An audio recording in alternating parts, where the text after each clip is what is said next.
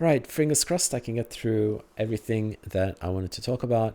I hope that I don't forget or miss specific issues or key topics that I wanted to discuss and talk about. I hope that my voice holds, because sometimes it doesn't and it just dies halfway through. So fingers crossed that doesn't happen. And hopefully my dyslexia doesn't kick up too much, otherwise things will sound very funny.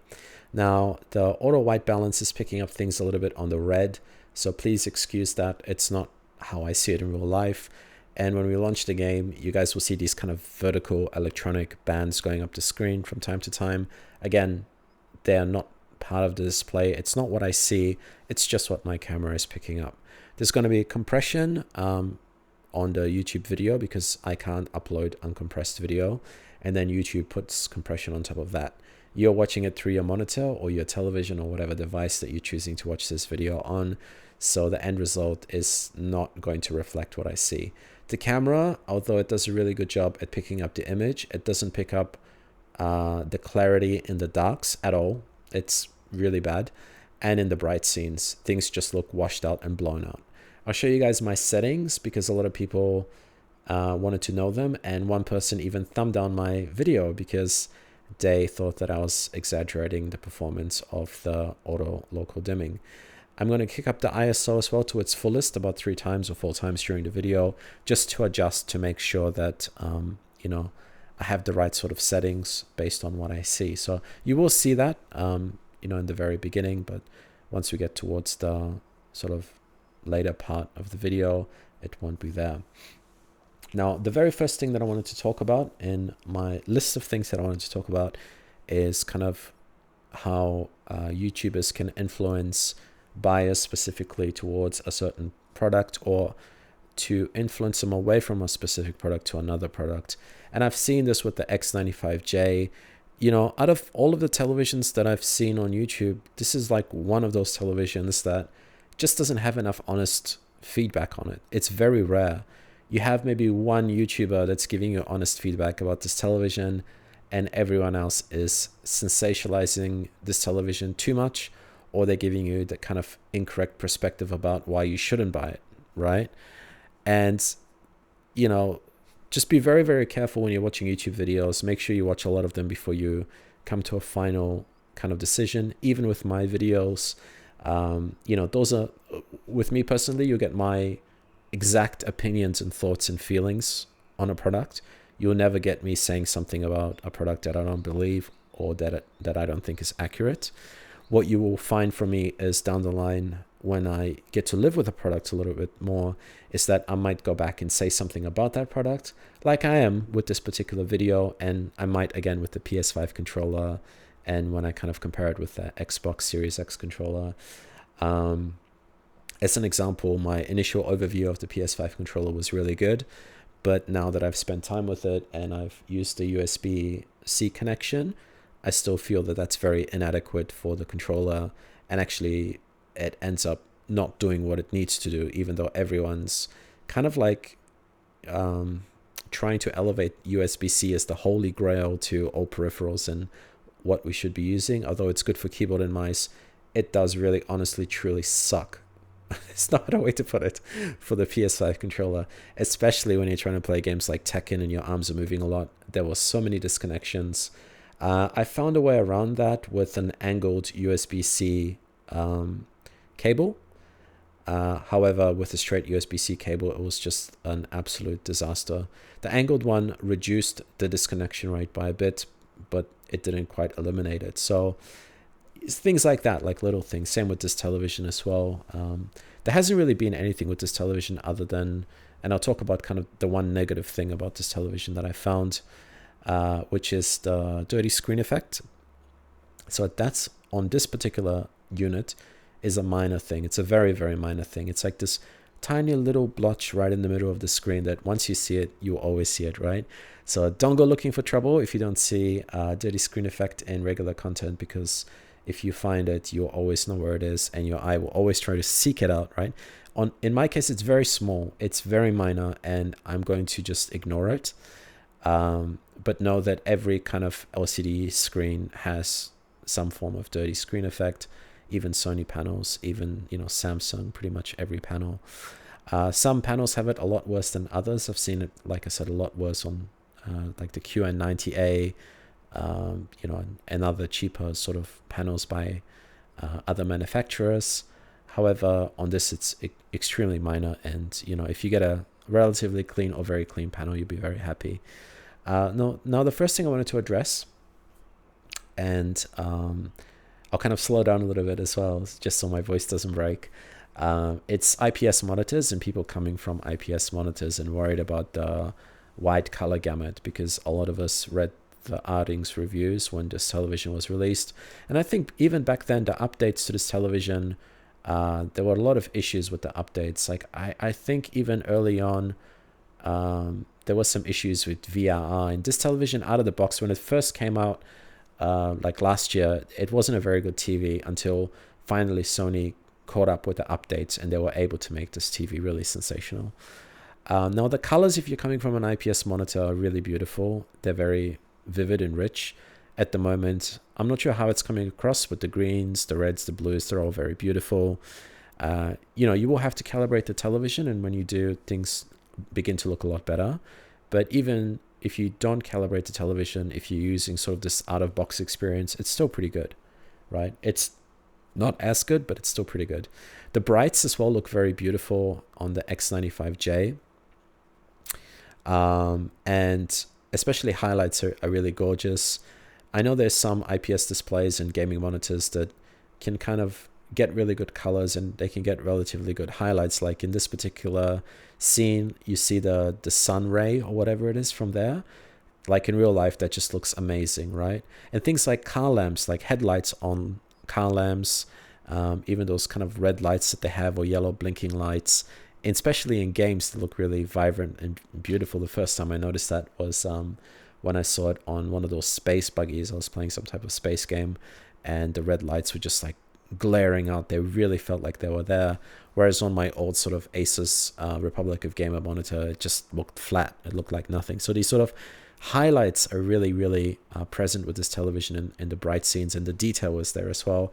Same with the dark scenes. So that's probably something that, kind of IPS monitors will kind of struggle with a little bit, or some will be better at it than others.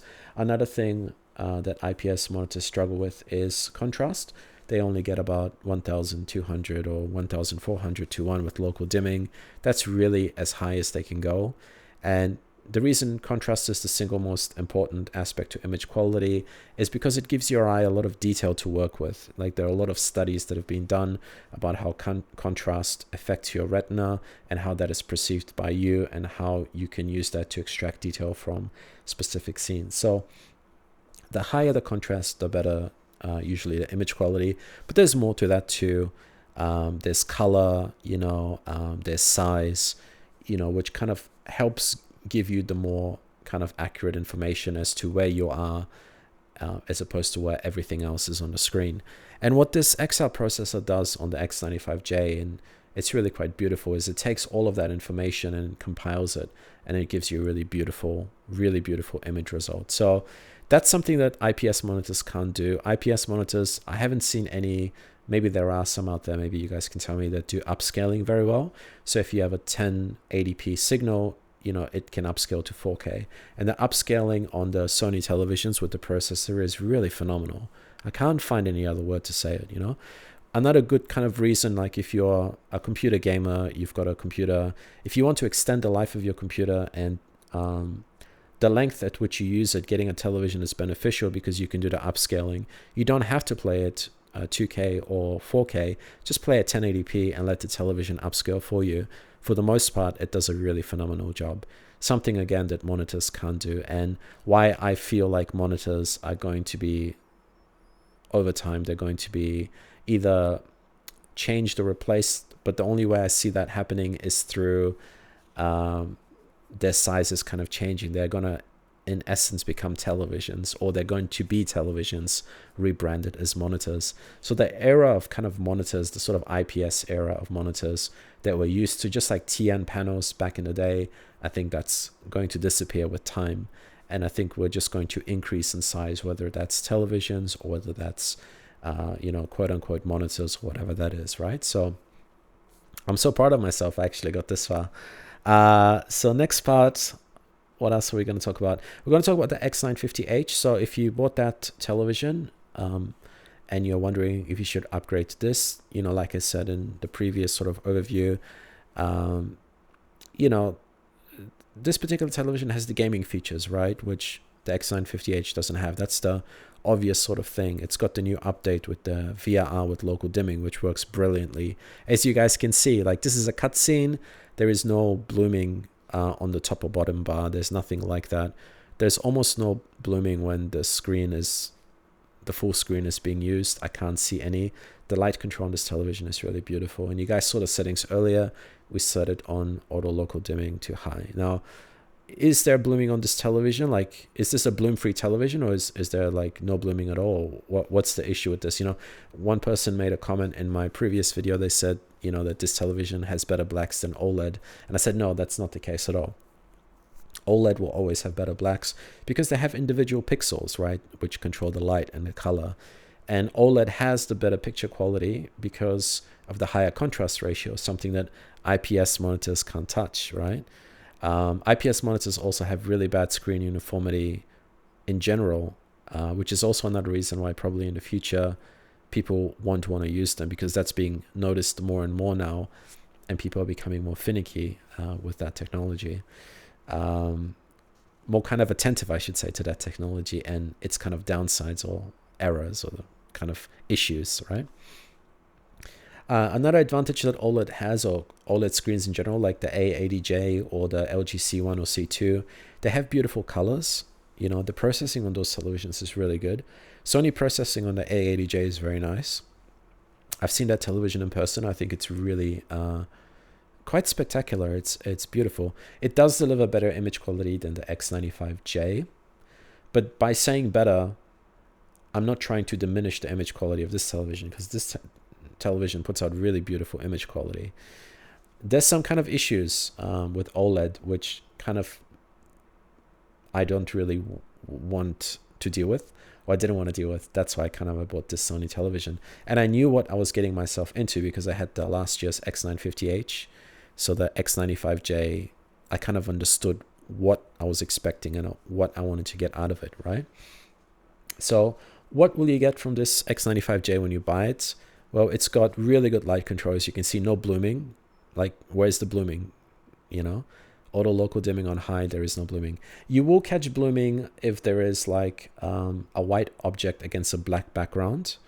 At that point, you'll see some blooming.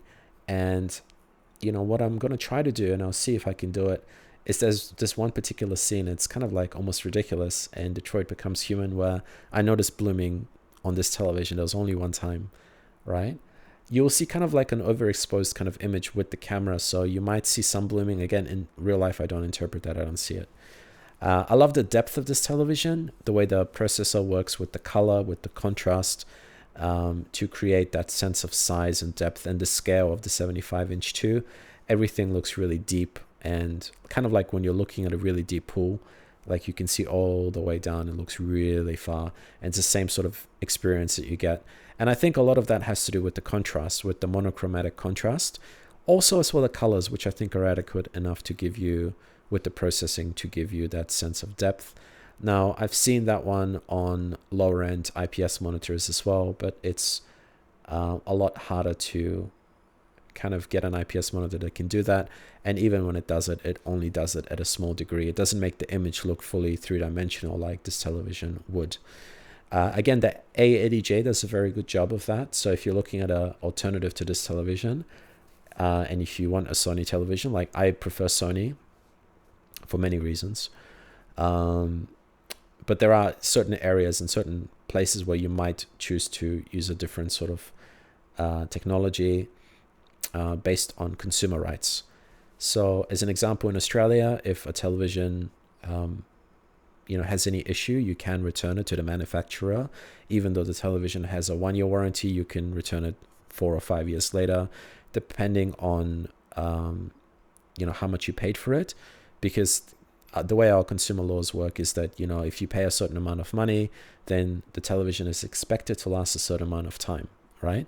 And that supersedes kind of the regular warranty deadlines that manufacturers will put on a product, which is really great, which opens up a lot of options to OLED in Australia. And that's why people are buying like the very expensive Sony televisions, the OLED ones, or people are trying to get the best discount on the A7iV.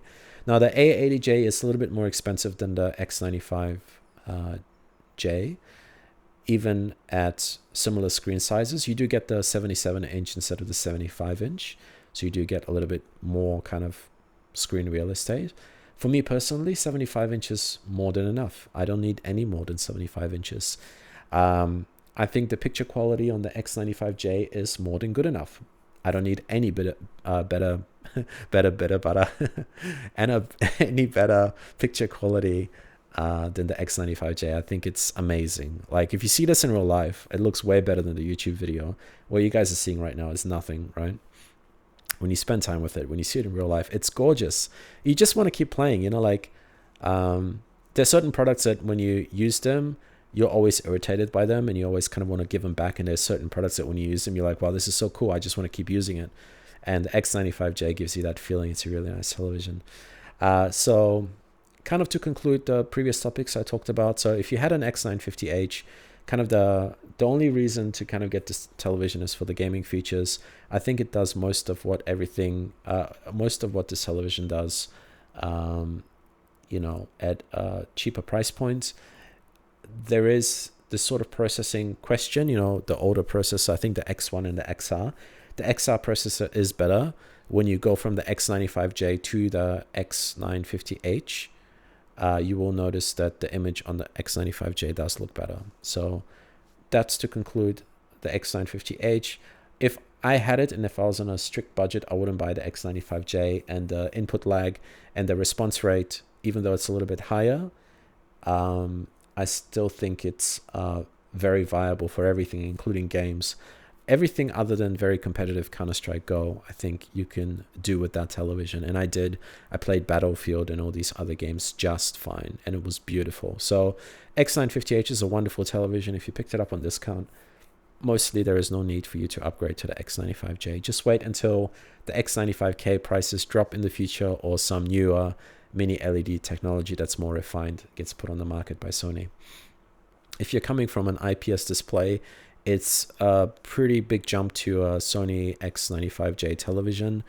And once you get used to the television, you won't want to go back to the IPS monitor no matter what. It just will have too many flaws for you, and your eye will have adjusted to the better contrast and the better processing, and even the way it works with color and just everything. You will have a very difficult time going back to your IPS monitor. So for those looking to upgrade to a television, an X95J, then that's a really good option. Now, to those of you who have an X90H and you want to get this television because Sony overpromised features and your consumer rights in your country are allowing you to return the television and get this one, yeah, you absolutely should. I think the X90H was kind of a bit problematic, and I'll get into the Sony televisions and kind of why I didn't choose any of them in particular. So the A7iV, because I talked about it a lot, it's a great alternative to this particular television for the price, being more expensive, of course, than the X95J. But it's OLED, which means that unless you have good consumer rights and unless you know what you're getting yourself into, you will have to contend with things like burn-in. And and people say, oh, that's not an issue, but it is an issue because you have an organic display. Organic things wear out over time. Everything wears out. People, animals, everything wears out over time. That's organic, and your display will wear out over time as well. You will have to deal with vertical banding, which some of you haven't experienced yet, but it's not very pretty. You will have to deal with, like, once your television begins to die, the way OLED dies is really horrible. The way LCDs die is they just kind of, from my experiences, they just don't work anymore, right? And you go to the manufacturer for a return. But like my old Sony from 2009 is still working, and Sony products for me work for a very long time without any issue. That other television is 11 years old, if not 12 years old now, if not more. It's very old, that television. It's still working. It's working just fine. The remote isn't working very well anymore, but the television itself is working just fine. So Sony products, they last. and LCDs last a long time, which is one of their greatest benefits. OLED panels won't, guaranteed. It's a guarantee, right? When the end of life happens on an OLED, you'll see dead pixels, so individual pixels around your screen will start to die, and it'll be very distracting. It'll be a lot more distracting than dirty screen effect or whatever. You'll have issues with that. Another thing I don't like about OLED, let me just think. The panels are very thin, and if you have kids or if you have animals, if those panels in any way get take some type of a blow in some way, they will break. They're very finicky. OLED users in general are very careful about their OLED, so using that product is used in a very different way to an LCD. Like, they will watch these OLED demos after they finish watching a television show or a movie or something, just to prevent burn-in. So they take care of their screen a lot more. In my case with my LCD, I went upstairs, I had a shower, my LCD screen was still working. I went to the store, for crying out loud, my cat was watching television, and then I came back 1 hour later and everything was fine.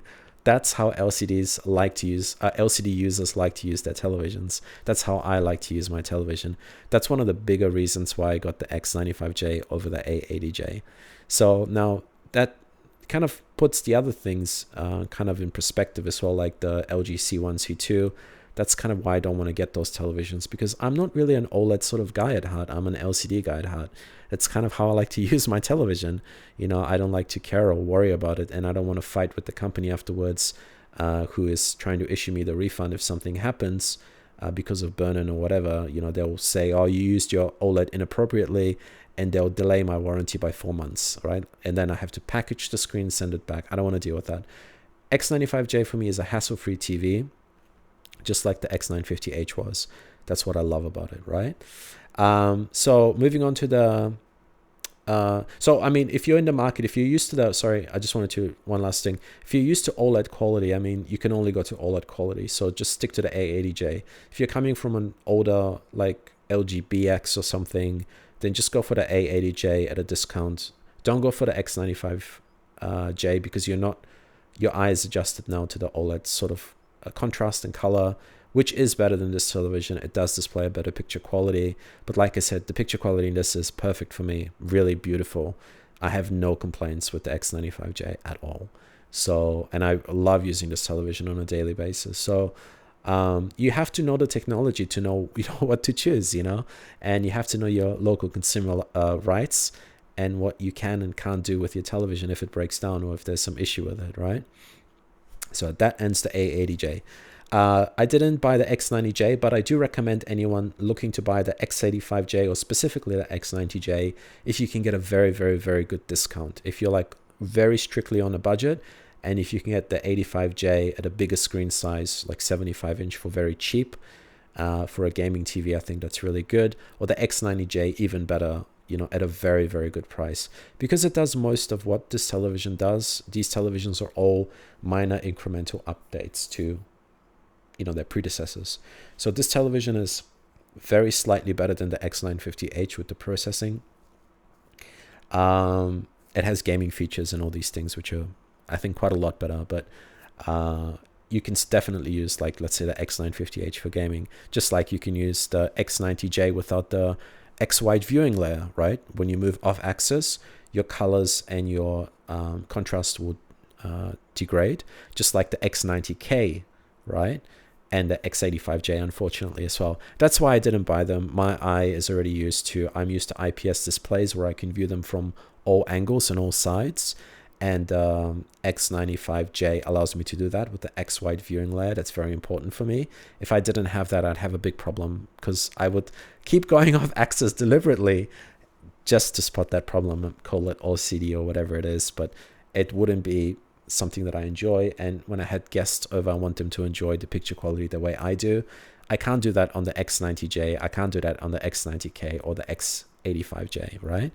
But like I said, if you're on an extreme budget, you're coming from a gaming monitor and it's your first television, I don't see why you wouldn't go to the X90J. I would be going to the X90J. It's the best picture quality for the price in Australia, right? I'm not sure about the US. Maybe you guys have different televisions. Hisense U8G was an IPS panel here. Samsung QN90A was an IPS panel here as well.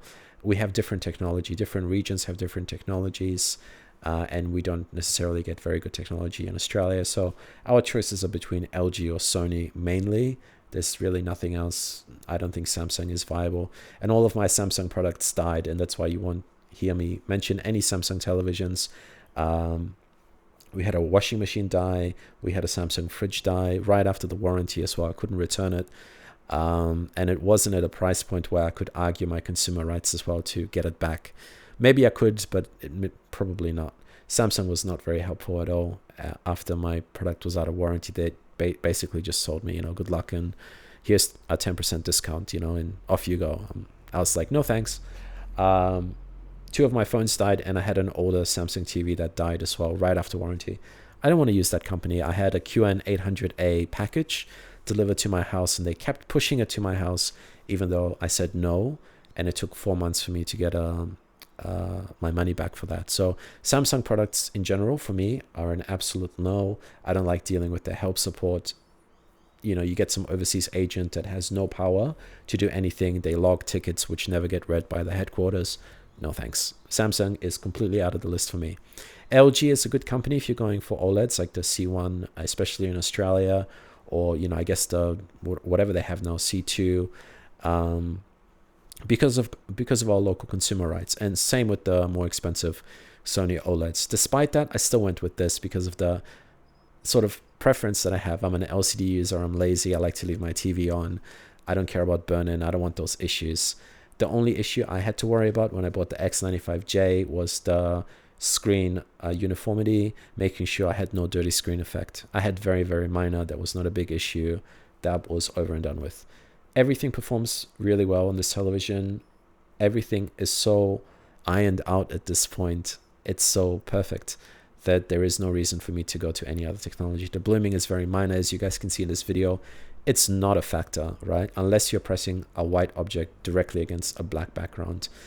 There's a particular scene in Detroit Becomes Human, I'll talk about it, where Connor is trying to get that agent who is like drunk inside the house, and he has to go around the back alley, and then you can see the glow because the Android patch or whatever, you can see the slight glow, slightest of kind of glows on his shoulder. And I guess it comes back to, like when you load your Samsung phone, you see the Samsung logo, the little glow around it, your eye doesn't notice it. Whereas, maybe blooming is on this television is about that, or just a little bit, a tiny bit more when it happens, but it happens so rarely, it's not a big issue. Unless you're viewing demos or, you're really trying to push, those dimming zones to come out. They're usually very well controlled, and the light level control on this television is phenomenal. So if you're used to that, if you're used to LCD displays, if you like the look of them, they look so beautiful in real life compared to what you guys are seeing in the video, then just go for the X95J. I always forget things in this video, and I'm hoping I don't forget anything else.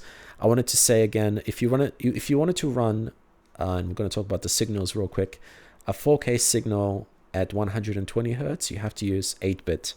But for a 10-bit signal, you need to use 100 Hertz. I'm not sure if that's a deterrent to any of you.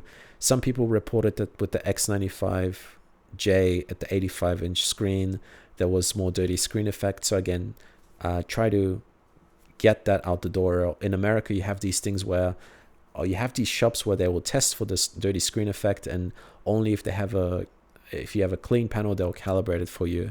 It's a little bit of extra money with some shops over there, but you have that option. In Australia, we don't have that option at all. Nobody really cares about. It's very much a panel lottery here. I'm not sure how it is in Europe. It could be different as well. What else can I tell you about this screen? I love the build quality. I think it's far superior than the build quality on the X90J and X85J and X90K, which is another reason why you should get this television, especially because the X90K costs as much as the X95J at this price point. There is no real reason to get it. The color and contrast that it provides that are a little bit better wash out immediately off angle. The second you go off angle, they go away, and it's noticeable.